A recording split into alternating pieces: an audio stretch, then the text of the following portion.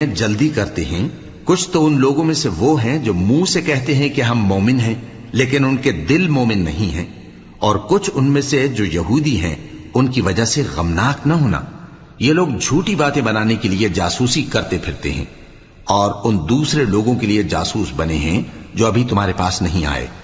باتوں کو ان کے مقامات میں ثابت ہونے کے بعد دور لے جاتے ہیں، لوگوں سے کہتے ہیں کہ اگر تم کو یہی حکم ملے تو اسے قبول کر لینا، اور اگر یہ نہ ملے تو اس سے بچنا، اور جس کو اللہ گمراہ کرنا چاہے تو اس کے لیے تم اللہ کی طرف سے ہدایت کا کچھ بھی اختیار نہیں رکھتے۔ یہ وہ لوگ ہیں جن کے دلوں کو اللہ نے پاک کرنا نہیں چاہا، ان کے لیے دنیا میں ذلت ہے اور آخرت میں بڑا عذاب ہے۔ یہ جھوٹی باتیں بنانے کے لیے جاسوسی کرنے والے اور رشوت کا حرام مال کھانے والے ہیں۔